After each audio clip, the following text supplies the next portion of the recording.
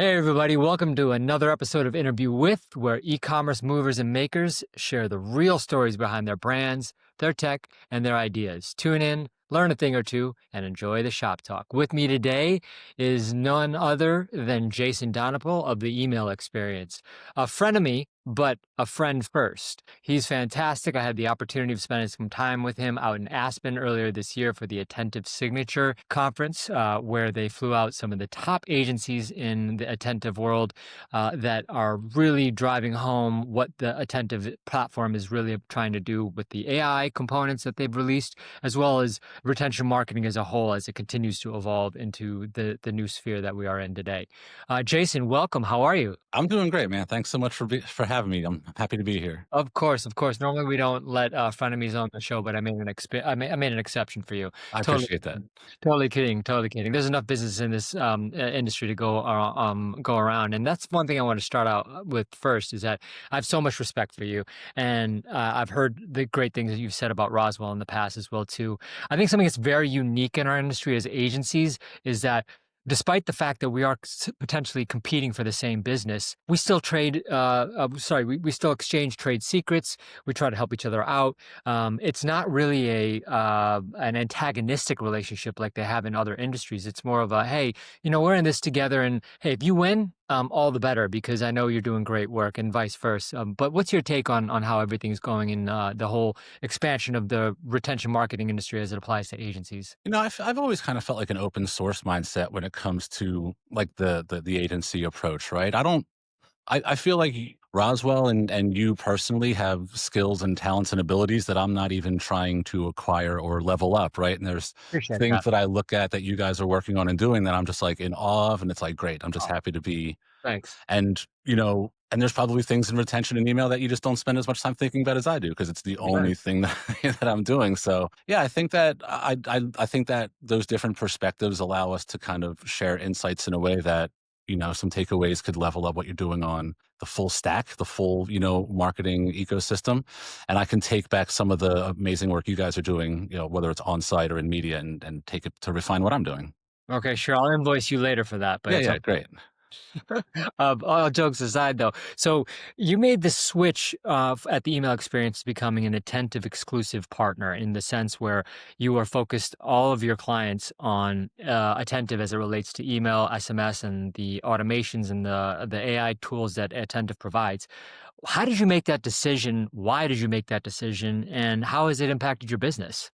Well, I'll say we're not 100%. We definitely have book of business on Klaviyo. We have Okay. we have Okay. others using other tools, but I will say that my preferred stack now is definitely attentive email plus SMS, and to a point where I feel like once I can get a migration over, it's a competitive advantage. It's like part of my moat almost. So I really do try to get my clients onto attentive. The main reason is that there's a lot of buttons that we can press in all these platforms, and there's a lot of flows and split tests, and everybody can have their opinion and their spreadsheets or whatever.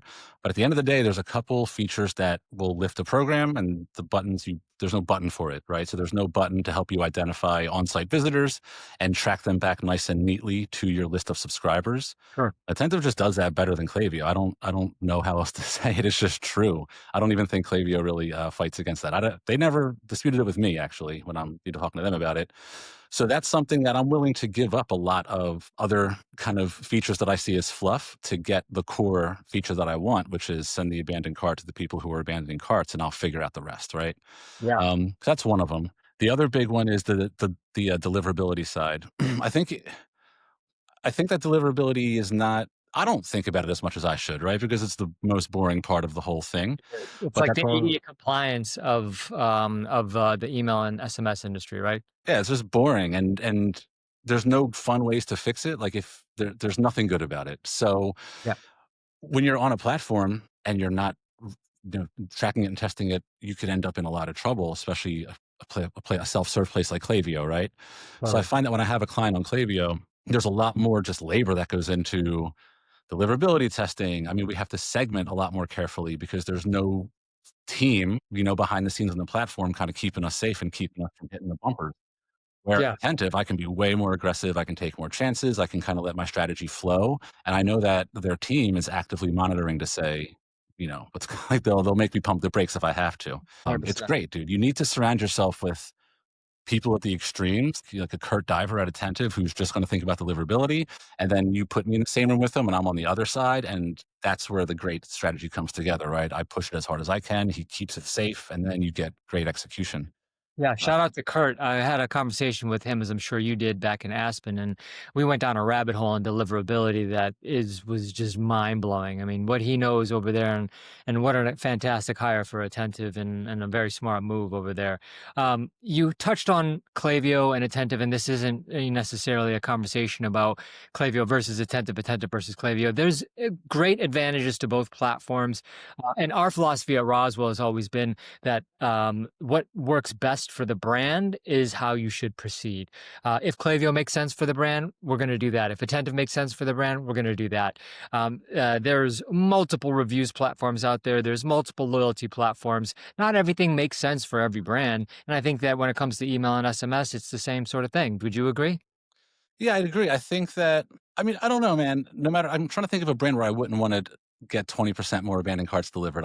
I want Yeah. them. I like, Oh, okay. Okay. yeah. And I feel like Good conversation. that's just what I want, you know? And I don't bully people into moving to Attentive. I don't really care at the end of the day. I'm platform agnostic. I don't really care. Like we'll work wherever we work and we'll get it done.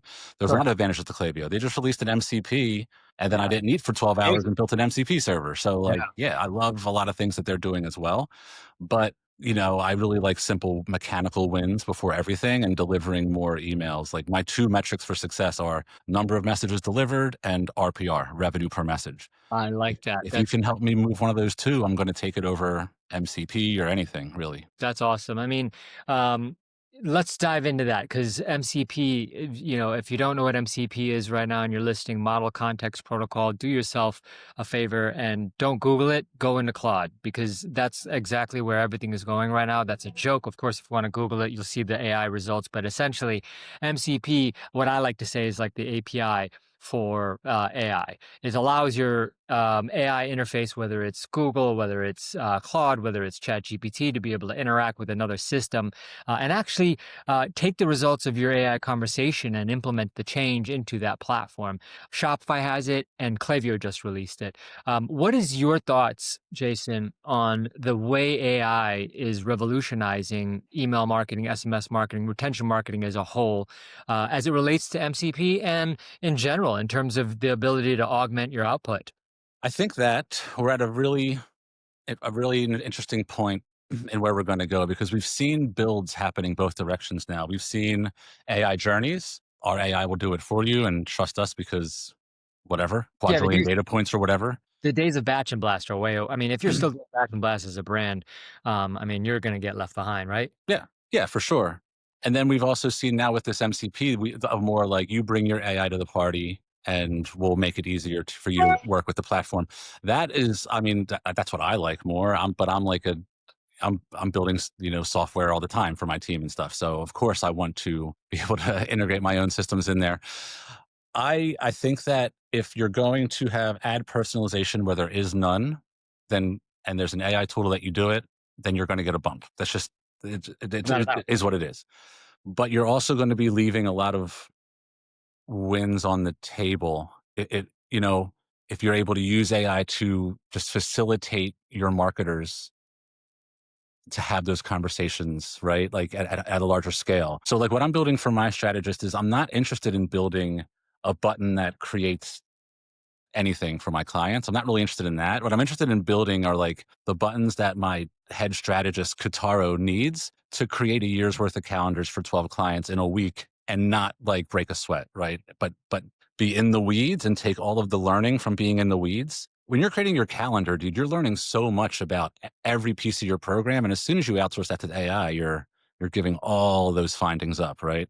Um, So the whole reason that we never expanded outside of retention marketing is because I see it as the source of truth for revenue generating insights about your audience. And I feel strongly that the way you mine those truths are by having some control over the messages you send. It can be as fuzzy, it can be backed off, but yeah, so there's a fit for everybody, right? It depends on what you have available to you and what your aspirations are. totally. For the brands that are watching right now, what I like to say when we're pitching retention marketing services is that about 30 to 40% of your revenue should be getting delivered through the email and SMS channel, rather. Yeah.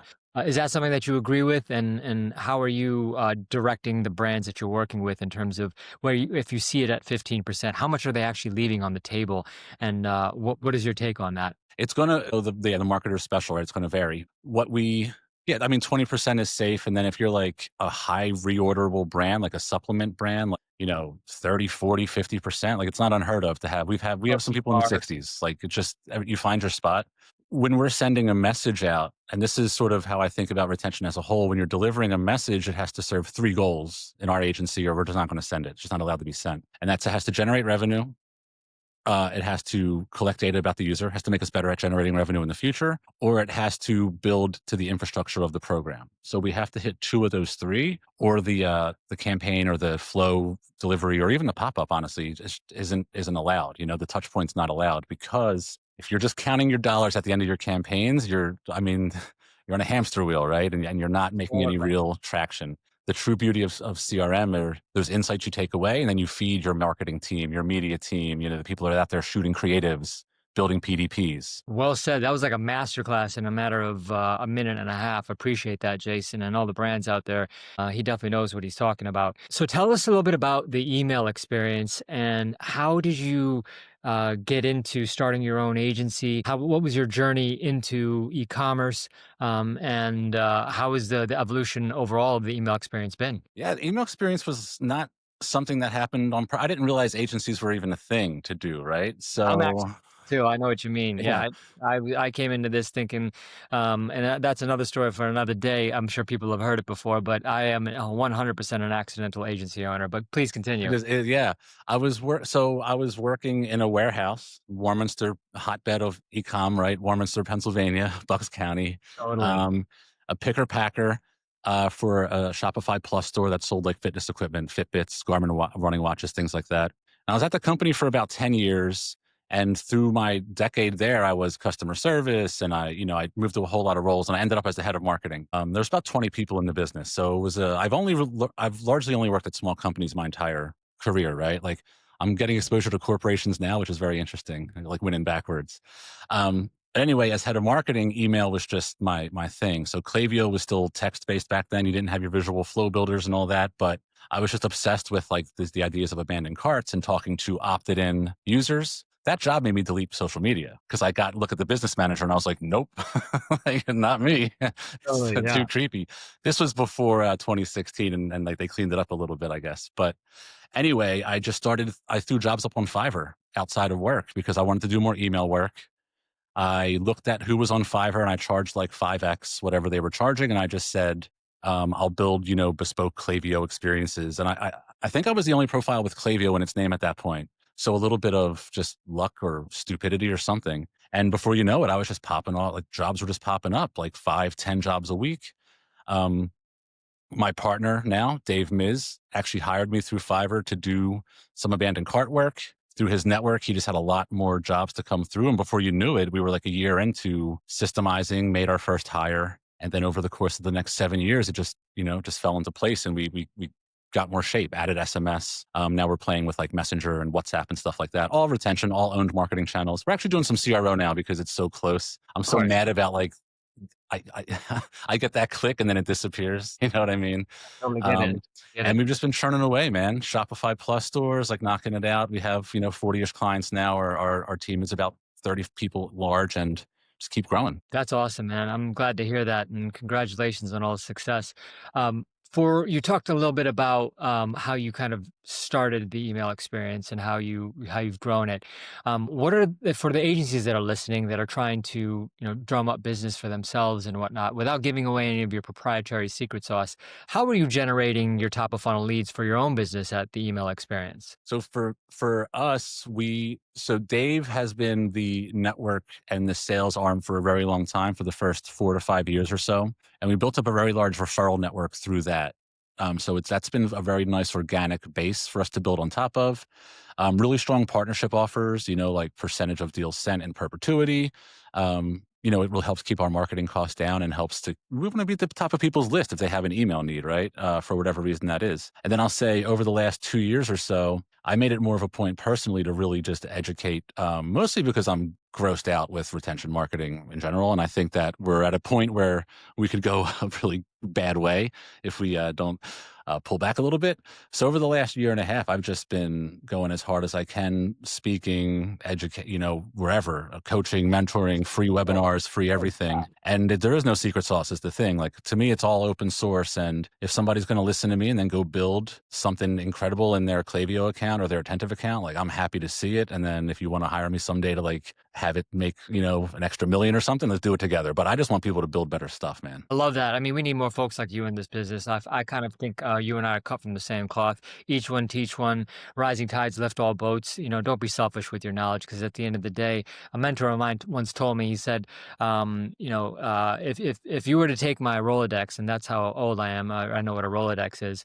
If you were to take my Rolodex, that's fine, but if you can get people on the phone, that's the power of having it. It just because you have the contacts and you have the ability to reach out to somebody doesn't necessarily mean you can actually get business done. It's the partnerships, it's the relationships that really matter. Because Roswell's philosophy in terms of our lead generation has always been similarly to you, through the partner network. All of the great work that we're doing, the referrals that come in, and then as well as you just said, really getting involved with content marketing, these podcasts, these webinars, these speaking engagements, being a thought leader in the environment. Those two channels right there, I think, are critical, because they're laying the foundations, planting the seeds, if you will, that you can water to be able to bring in those leads. And that's been our philosophy, and I think it kind of resonates with what you're talking about too, right? It makes a lot of sense to me, and I don't feel that ideas and strategies and things are proprietary. That's just not how I feel about them. I feel that Okay. I coach other agencies. Like other agencies can hire me to coach their CRM teams to do what I do in my agency and their agency. Like I think that finding a place to add value and make revenue while you do it,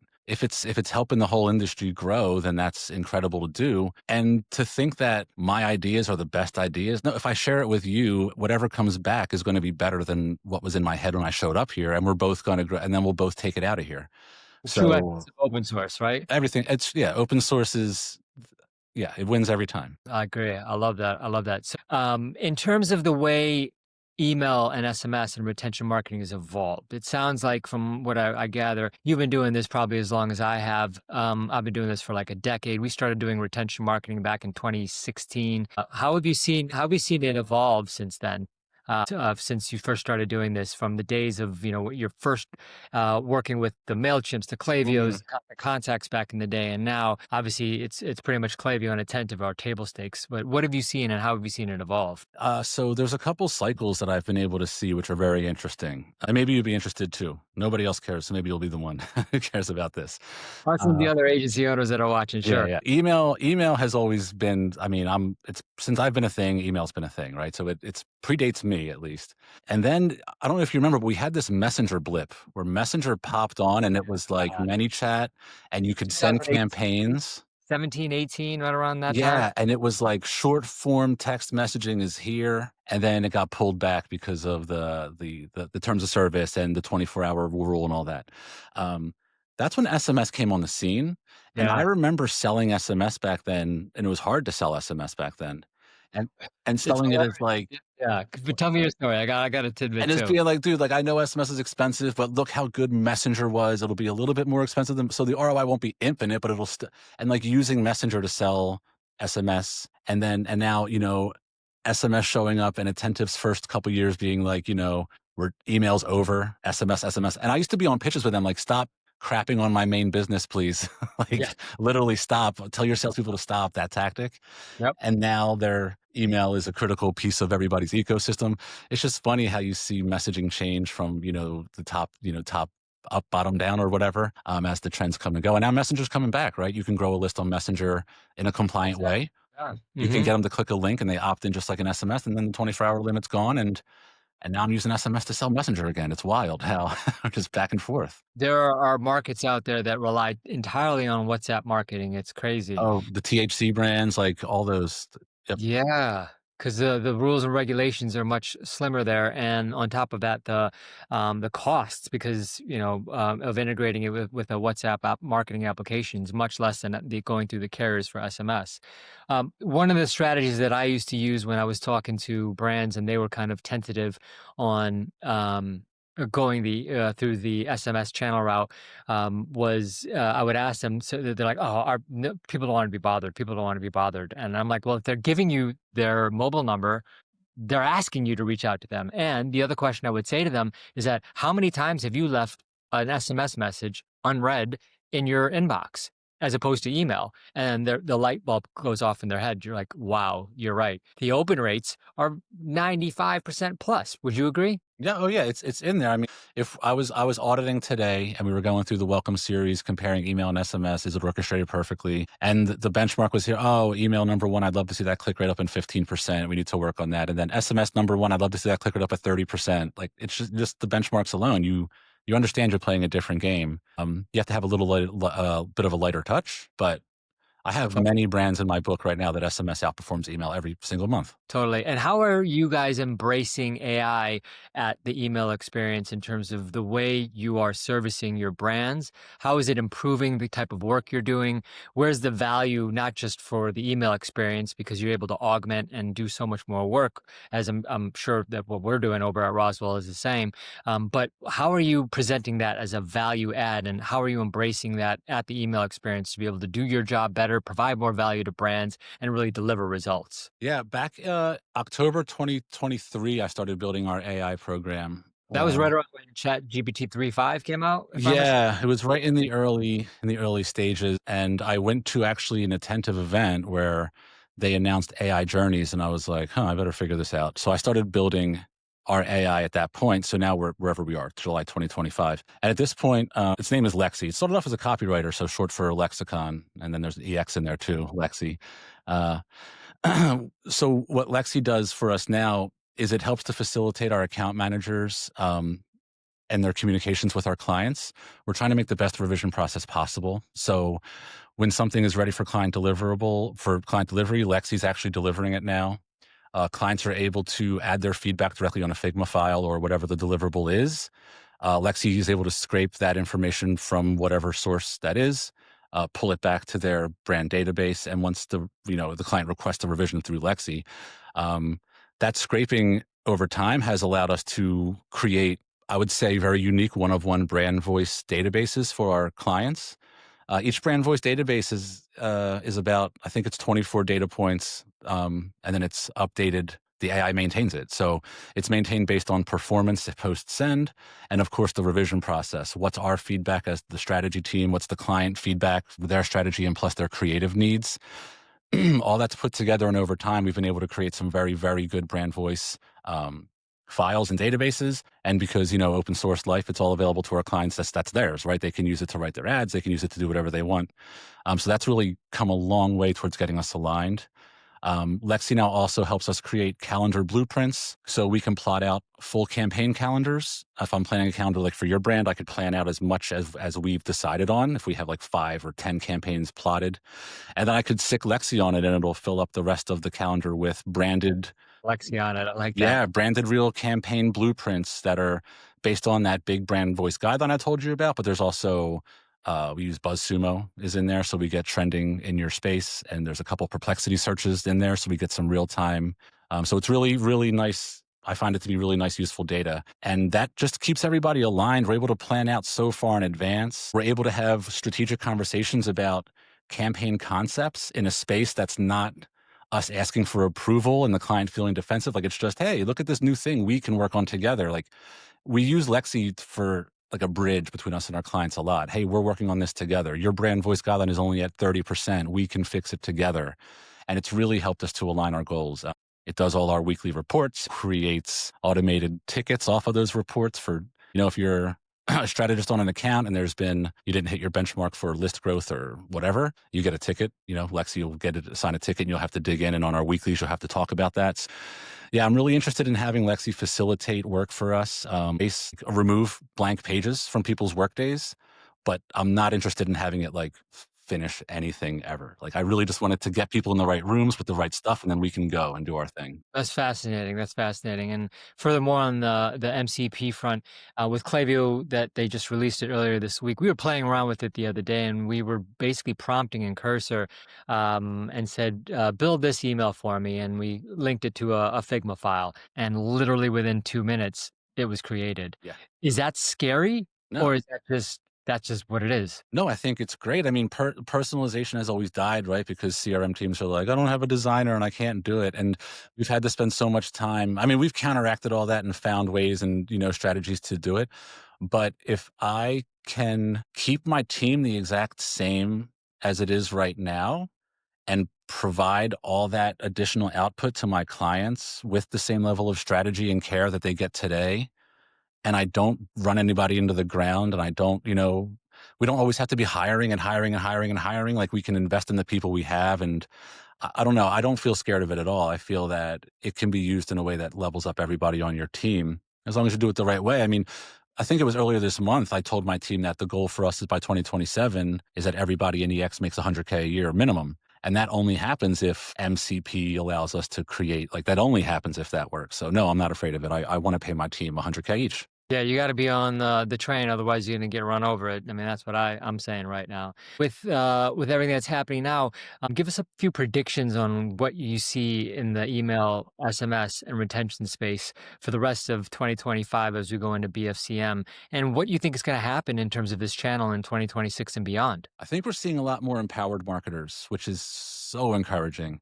So much data that you can use like instantaneously to be able to make strategic decisions that would normally take hours of research, right? I mean, that would be locked away in a data warehouse that you'd have to put a ticket into your data team to get it and ask for the right format and schema. And like, it's the things that like we're orchestrating at Tecovas right now. We're able to just have marketing meetings, talk about it, decide, execute, create the data points that we need, and then activate them. But that stuff is not possible without these tools. So we're just seeing we've had big data for so long that it feels like a scam to me at this point. Like I can go into anybody's Klaviyo profile and find 150 data points and be like, what are you going to do with it? Now write a better email with it. And it means nothing. Like none of it. Okay, you have 70 smile points. Cool. Like it's not getting to the heart of why they're on your store and what they're trying to like when somebody comes to Tecovas, we want to understand how many cowboy boots do you own and then what size is your foot. And I don't care if you have 1,000 more data points because I only care about those two right now, right? It's a welcome series. And I think we're getting into spaces where marketers are more able to create these environments for themselves to learn those things like in real time and then activate right in a welcome, right in like immediate personalization that matters. Yeah, totally. I mean, I think we were messing around again with the MCP system over with Klaviyo, and we were able to ask it numbers of questions like, what are the top 5 subject lines that have yielded the best results for this industry vertical, and what were the click-through rates and revenue per message? And boom, just like that, it was able to spit it out. And you Yeah. can use that data right there to make yourself a stronger marketer. I think that's a prime example of what you were just referring to.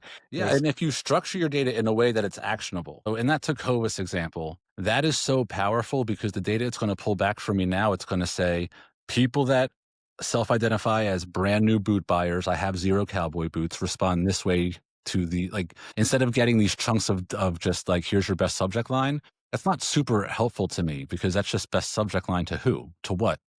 It's like the little oh, Ricky Waters thing. If you can tell me like, all right, since you've collected first party and zero party data along this customer journey, and you're segmenting customers out by that exactly, medium, expert, or brand new boot shopper, all of a sudden these insights become extremely actionable. What are the top 5 message blocks for somebody who has 6 pairs of boots in their closet? And then my welcome series for them gets impacted by that. And all of a sudden the whole machine is better and we're learning about that cohort in the welcome series. Like yeah, that's like where that's the 100 data point thing. Like without that first one, then none of it really matters. totally. As a fellow attentive signature agency partner, how have you embraced the program, and what are you most excited about? Oh, so I mean, I spend a lot of time talking to attentive people. At this point, I just offer like free audits to any attentive employee that's in trouble with their client. It's like anybody who's not getting movement on your accounts, bro, send them my way and we'll Smart. audit. We'll give you some secret sauce and you can take it back and win your conversations. Again, open source. I don't even have to be on the phone with you. Just go and win and then I tell love me that. how it went. I have to hit you up to have a conversation offline with Please our do. marketing team. I will. Yeah, I please do. appreciate. Yeah, yeah. Well, Jason, I appreciate you having you on the show. Always a pleasure when I see you. When am I going to see you next? What do you got planned for the rest of the year? I got nothing, dude. Yeah. Um, Oh, shop. no, that's not true. I'm gonna be in Austin. I'm gonna be in Austin for an event that I think there's gonna be details on soon. It's like a co-branded with myself, Attentive, I think Gorgeous is gonna be on there, so we'll have more about it. It's like an in-person workshop. We're gonna get click some buttons and make some stuff. Amazing. And before we get out of here, why don't you let everyone out there that's listening know how they can best be in touch with you? I think, the website, jasondonapel.com is probably the best way. That's where my blog is when I have time to write about welcome series and pop-ups. That's where it goes, so check it Well, out. thanks everybody for listening in. If you want to talk more about retention, please reach out to Jason. He's a dear friend, a dear colleague, and really knows what he's talking about, as you can tell from today's conversation. Jason, thank you for being on. We'd love to have you on again soon. Love chopping it up with you on AI, everything retention, and best of luck for the rest of the year and into BFCM. Yes, sir. Thank you, dude. I'll talk soon. Talk soon.